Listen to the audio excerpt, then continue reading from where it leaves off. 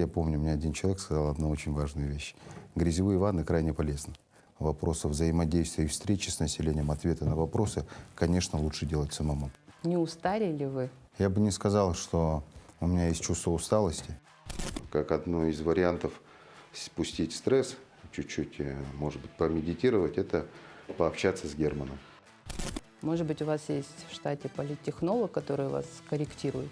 Я очень не люблю сам давать советы. Так вы волнуетесь вообще? Второй раз, наверное, уже не так. Вы знаете, Страшно было. это, наверное, даже не чувство волнения, да, это чувство ответственности. Ни при царской России, ни при Советском Союзе у нас не было единого указа, задачи, поставленные главой государства по развитию нашего города. Это сделал только Владимир Владимирович Путин. Евгений Григорьев родился в селе Дерень Чурапчинского района. За кадром не скрывает, что по материнской линии является родственником основоположника якутской литературы Алексея Кулаковского, к трудам которого он нередко обращается. Окончил 2 московских вуза – Государственный технический университет имени Баумана по специальности менеджмент организации и Государственный юридический университет имени Кутафина по специальности юриспруденция. В годы студенческой жизни Евгений Григорьев пробует себя в сфере предпринимательства. Позже, вернувшись в Якутск, реализует инновационный проект «Сахапаркинг», ставший его визитной карточкой в деловых кругах республики. Вскоре получает приглашение возглавить агентство по развитию территории, еще через год занимает кресло заместителя мэра, а далее одерживает победу на выборах, обогнав своего оппонента на 5% голосов и становится в истории города Якутска самым молодым городоначальником. Женат, воспитывает 3 детей. Евгений Николаевич, спасибо, что уделили время. И хотелось бы, знаете, о чем спросить? Вы очень мало, сразу, да, быка за рога, вы очень мало встречаетесь с журналистами неформальной обстановки. Подписана на ваш телеграм, читаю о том, что вы регулярно проводите какие-то встречи с жителями по тем или иным вопросам, да. А вот с журналистами, как делали это, допустим, ваши предшественники, за чашкой чая, там, с эклерами, с пирожными, в неофициальной такой обстановке, чтобы обсудить какие-то насущные городские вопросы, такой у вас почему-то практики нет. Почему? Хейта боитесь? Нет, я не боюсь Непредвиденных вопросов? Этого точно тоже не боюсь. Я помню, мне один человек сказал одну очень важную вещь. Грязевые ванны крайне полезны.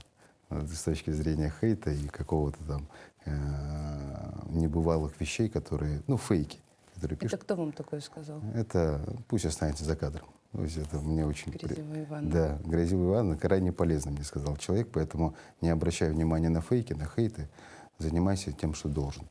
Вот. А почему я не встречаюсь? Я считаю, я был убежден, что до этого момента, пока вы мне не сказали, что я встречаюсь достаточное количество раз, провожу пресс-конференции.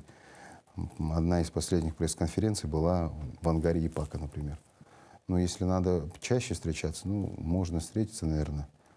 Я считаю, что должен быть повод какой-то. Если есть возможность и необходимость, то мы это сделаем. Есть 2 типа руководителей, как правило. Первый тип относится к такому, формулировке такой: хочешь сделать хорошо, сделай сам, либо проконтролируй, да. А второй — это тип, который пропагандирует вот этот процесс делегирования. Вот вы к кому относитесь? Контролируете ли все или же Вы знаете, доверяете? в управленческой работе, которая связана с кроссфункциональными задачами, когда ты отвечаешь практически за все в целом, невозможно придерживаться какого-то одного стиля управления. Я и делегирую в рамках передачи по должностным инструкциям своим заместителям, курирующим каждую свою отрасль. И вместе с тем есть вещи, которые невозможно делегировать. В первую очередь невозможно делегировать общение с населением. Я несу ответственность перед людьми, которые проживают в городе Якутске, поэтому вопросы взаимодействия и встречи с населением, ответы на вопросы, конечно, лучше делать самому, по возможности. Но нужно понимать, что должны это делать также и члены команды, чтобы чувствовать настроение людей.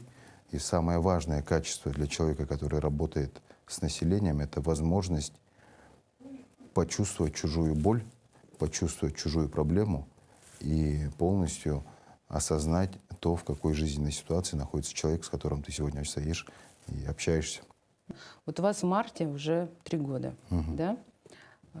Давайте по поводу вот этого срока у меня 2 вопроса. Первый вопрос. Не устали ли вы? Это Нет. Я бы не сказал, что у меня есть чувство усталости. Я бы сказал, что когда ты видишь результаты работы, когда ты видишь поступательное движение, то это придает огромное количество сил.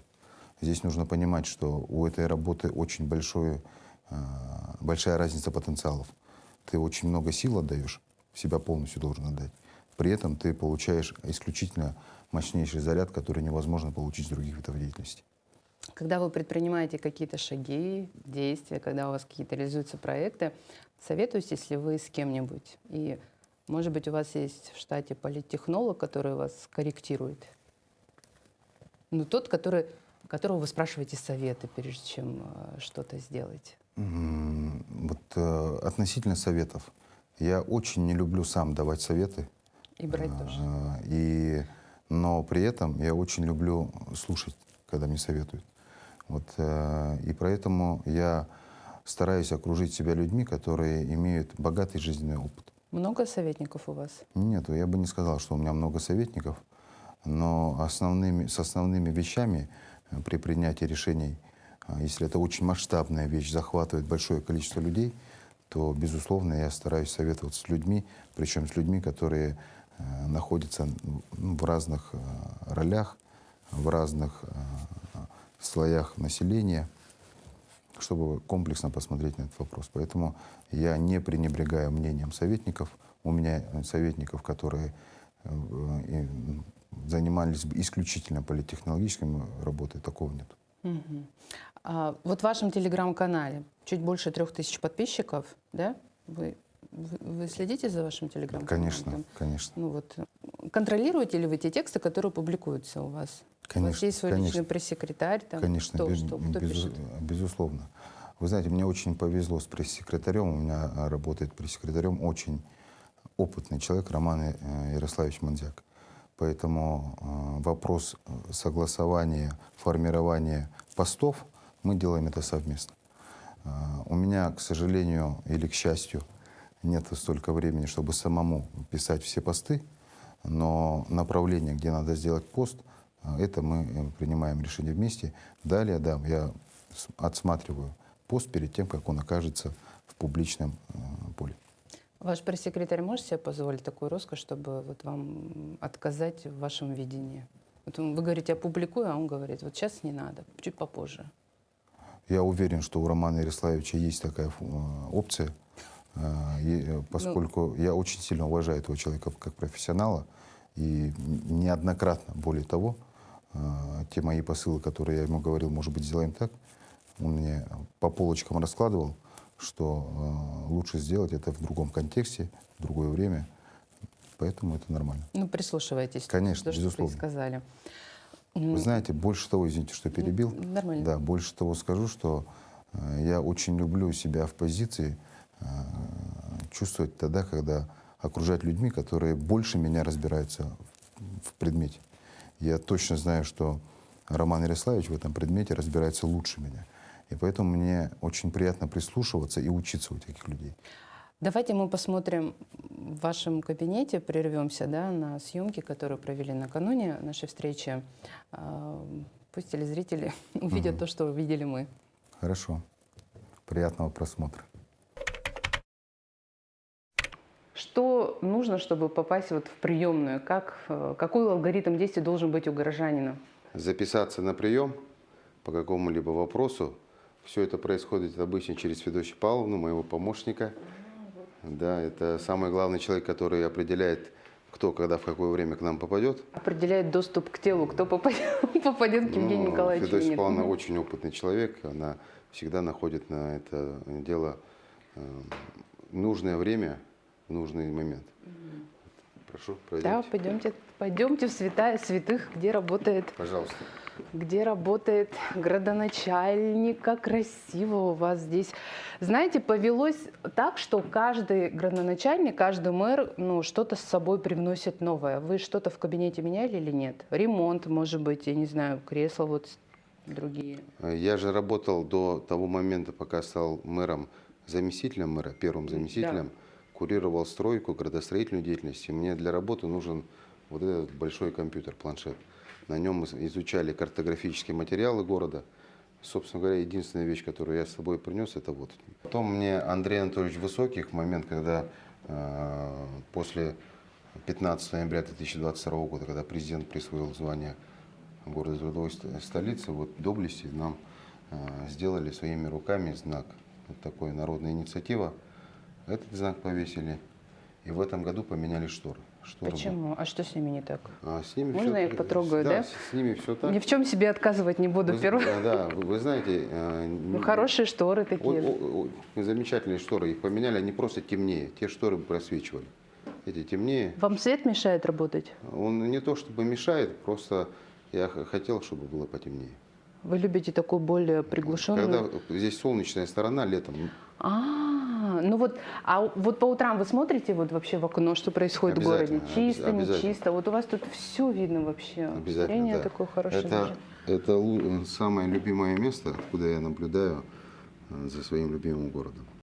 Есть это вот действительно, кому к руководителю не зайдешь в кабинет, это либо глава района, либо министр, ну вот глава города. Всегда обязательно вот руководитель республики, ну и главнокомандующий страны.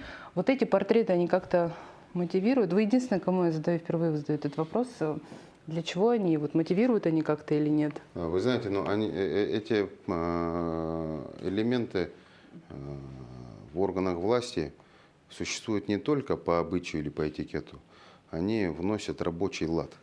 То есть понятно, что ты работаешь в интересах страны, в интересах республики, и твои принимаемые решения должны всегда учитывать контекст, в котором ты работаешь. Кстати, вы единственный из, наверное, градоначальников в нашей стране, который дважды держал ответ перед президентом страны. Почему улыбаетесь? Волновались вы тогда вообще или нет? Я смотрела ВКС, но ощущение, что абсолютно нет. Или вы так себя держите? Вы знаете, это, безусловно, события в жизни, которые выходят из ряда нормальных. Первое мое общение с президентом было в момент, когда бушевали лесные пожары. Меня предупредили в тот момент, что будет видеоконференц-связь с участием президента, на которой мне надо быть. В тот момент, когда я находился за Маганом в лесной полосе, мы тушили пожар. Позвонили на спутниковый телефон. Ну и вот, собственно говоря, прямо с леса я оказался в кабинете в Доме правительства номер 1.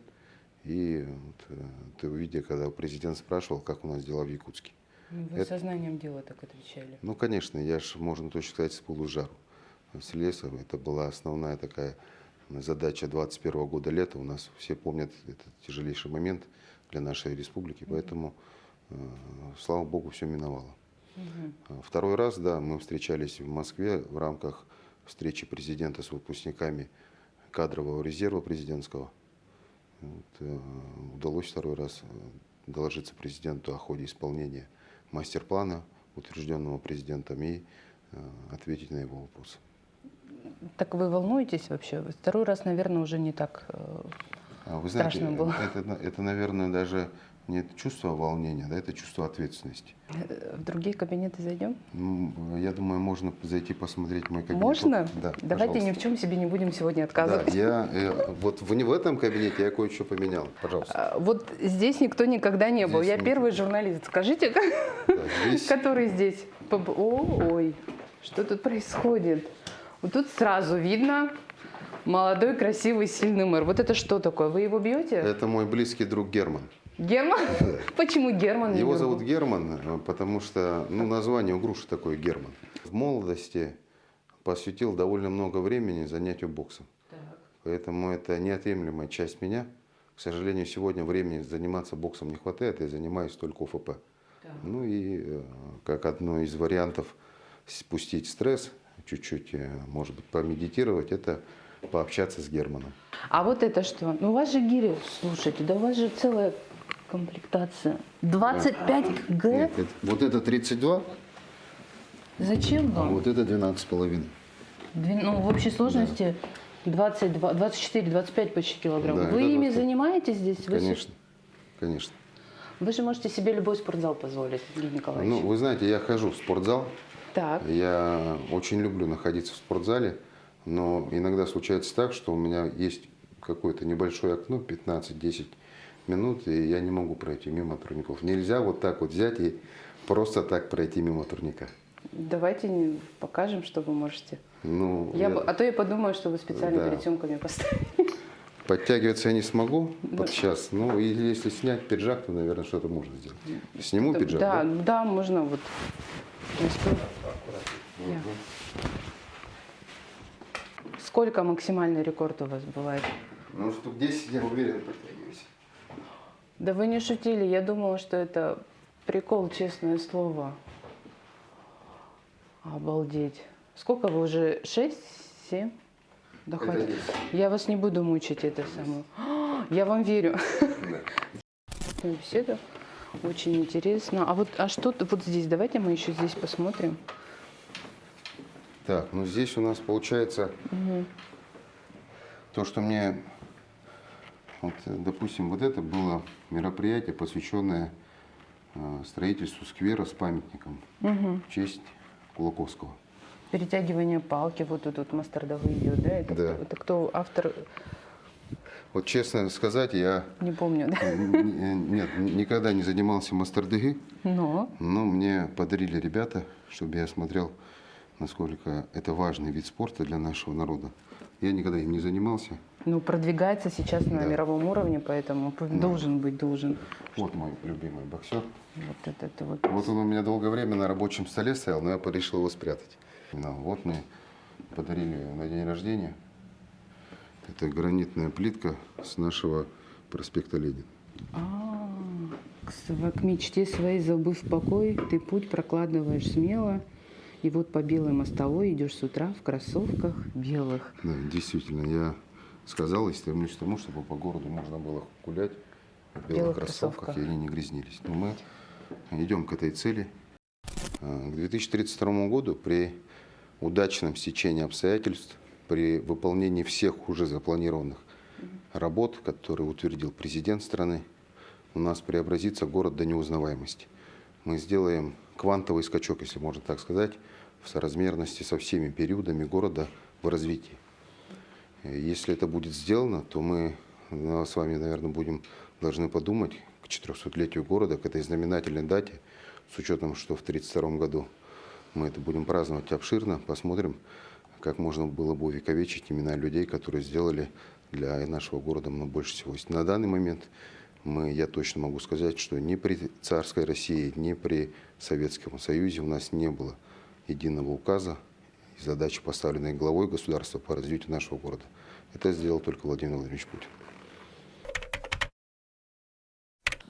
Давайте вот продолжим тему эмоций. Мы уже увидели, что в кабинете вы, как иногда это спускаете это на Германа, друга нашего, да, общего. А как вообще вы себя можете выдержать или нет? Можете ли вы позволить себе вспылить?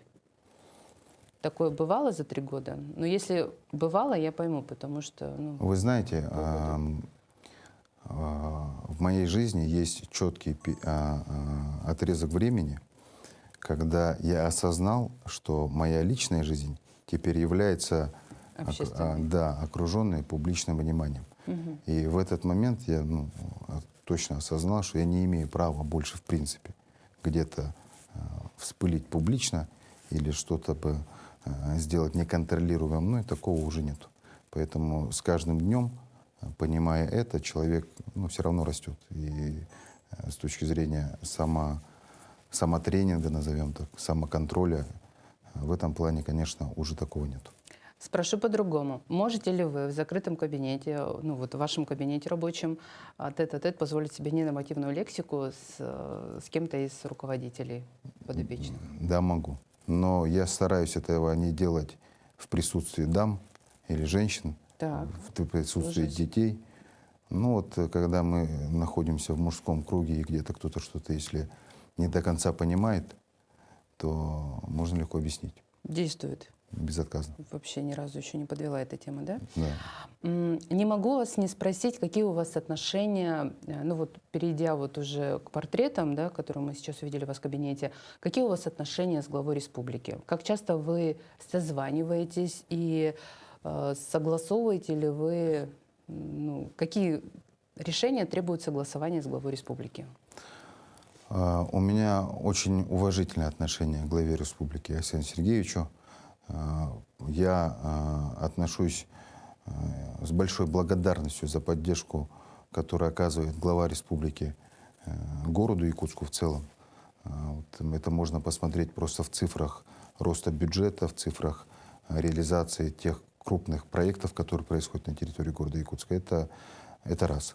Второе, значит, в личном плане я ценю то время, которое Александр Сергеевич может позволить мне к нему обратиться по вопросам в виде наставника. Это очень полезная функция, когда у тебя есть человек, обладающий знаниями, опытом, и он может поделиться с тобой своим видением, как бы он поступил в этой ситуации, либо поделиться своими заключениями в той или иной составляющей. Все, что касается взаимодействия по переданным полномочиям, оно, безусловно, проходит согласование главы. Вы говорите официально, я вас спрашиваю вот просто неофициально. Когда вы можете позвонить? И вот как у вас, по имени-отчеству вы обращаетесь? Конечно, по На имени, русском, отчеству. на якутском, как вы общаетесь? Вот это вот интересно. С Александром Сергеевичем 99% общаемся на якутском языке. Пишу, как правило, в WhatsApp или в Telegram с просьбой перезвонить, когда будет удобно. Ну, человек постоянно занят на совещаниях же. И он перезванивает, я спрашиваю тот какой-то свой вопрос. Давайте мы вернемся к, наверное, началу нашего разговора, где вы сами подняли вопрос критики и хейта. Читаете ли вы вообще сами лично те комментарии, которые моментально появляются в каких-то постах, где упоминается ваше имя? Нет, весь объем я не смогу прочитать, не успею даже при желании, наверное. Поэтому нет, я не скажу, что я системно слежу за этим. Бывает, мне просто отправляют друзья там, в виде поднятия юмора какие-нибудь смешные комментарии. Ну, был же человек, который там Твиттер вел который от меня. ведет от да, вашего имени, да. И какие-то странно, что он тоже от души пользуется Да. успехом. постоянные мемы делают какие-то, да. Ну, и я на это абсолютно спокойно реагирую. А вы не хотели бы с ним познакомиться лично, вот кто так вас популяризирует? Я этим вопросом не задавался. Я думаю, ну там же есть такие не совсем... Не всегда корректные, Не совсем нет. корректные. Я думаю, он бы не хотел со мной познакомиться лично. Ну вы бы руку ему пожали или нет? Вдруг вот передумает человек, захочет Я руку пожать? предстать? Да. Не, ну в любом случае наша встреча, если он это хочет, тут произойдет без проблем. И никаких таких вот последствий для него печальных она не будет иметь. Точно? Конечно. Вот обещаете слово. Конечно, дадите, да? слово даю, да. Смотрите. А вот этот ролик растиражированный, где вы за рулем автомобиля вот так вот, пацаны, там Да. вот это все, вот смотрите, у вас эмоции уже. Да. Что это за ролик был? Откуда он вообще появился? К каким пацанам вы там обращаетесь? Так, ну это я обращаюсь к своим друзьям. Это видео снятое... То есть это снимали вы, а не человек, похожий на вас? Это был я, да. Отвечаю, да? Это был я, это я снимал себя на селфи-камеру, на Да. телефон свой. Это было снято в 2014 году. 10 лет назад. В Москве, да. Вы посмотрите, там намного свежий. Это далеко до того, как я даже тогда не представлял, что я буду мэром или буду работать. Я отправил это своим друзьям, с тем, с кем я с детства вместе. И, по сути дела, я не считаю, что я сказал там чего-то неправильного. То есть вы с этими словами согласны и сейчас? Я с этими словами умру. Ой, Да, я с этими словами... Живите долго. Да, нет, я к тому, что я с этими словами не расстанусь никогда. Я считаю, что каждый по возможности должен помочь своим близким, если они находятся в сложной ситуации. Просто здесь контекст же другой. Это не обращается мэр, когда он стал мэром, своим друзьям. Нет, я обращаюсь к своим друзьям, когда у нас... Когда вы были просто Женя. Когда я просто Женя. А друзья, как, кстати, вас, простите, как называют? Женя? Жека меня называют. Жекой. Жекой? Да, ну так же, как в интернете пишут, так и называют. Жека да. мэр. Вас это обижает? Нет, конечно, я всю жизнь так меня называли, меня это нисколько не задевает, но если я так называли, но сейчас с точки зрения государственного этикета и прочего, конечно, в рабочих моментах я не Жека, а Евгений Николаевич.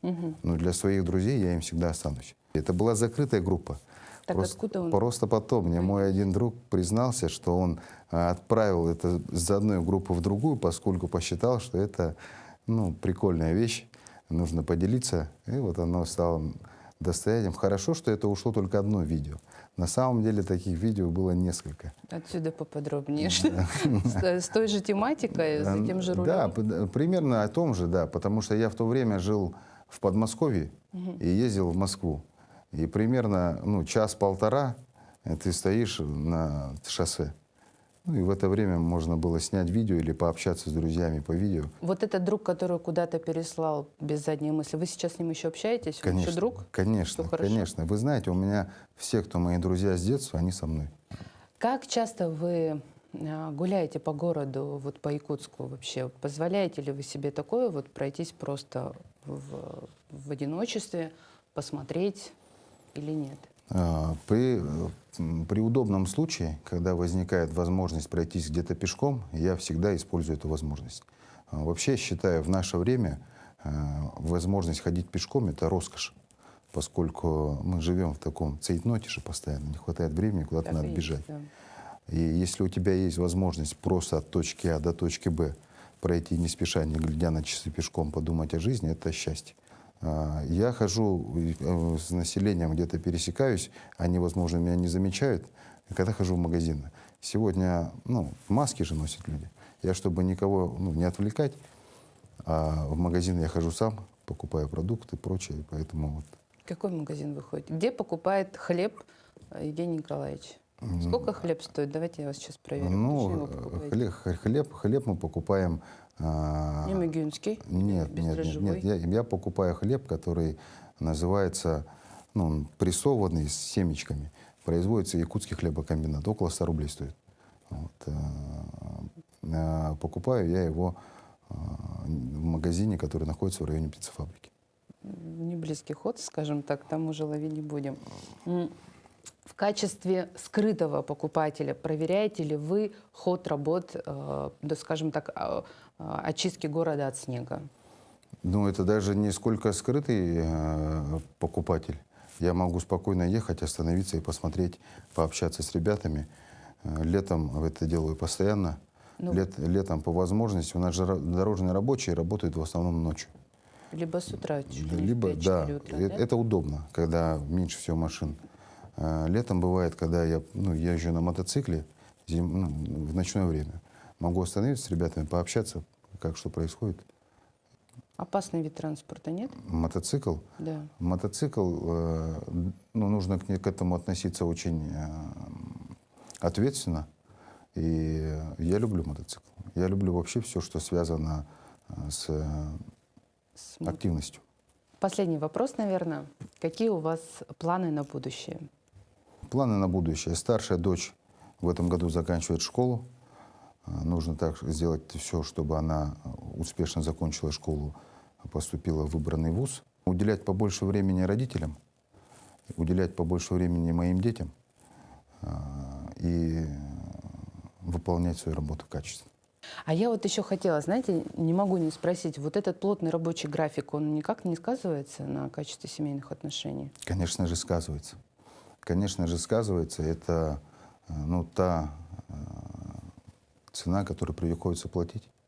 Это абсолютно естественно. Невозможно, работая на такой работе, остаться хорошим семьянином с точки зрения уделяемого времени. Но приходится брать качество.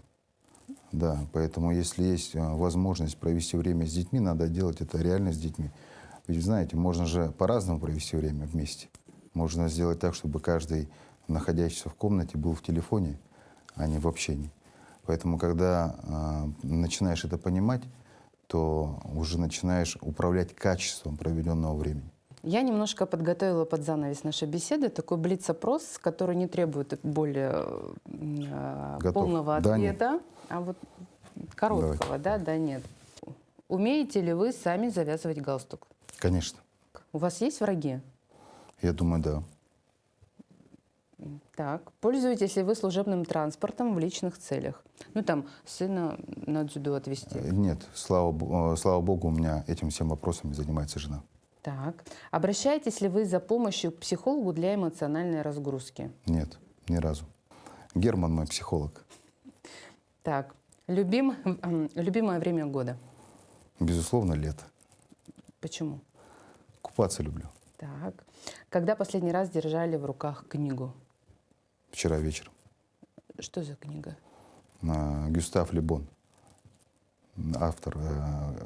Книга называется О чем она? «Психология народов и масс».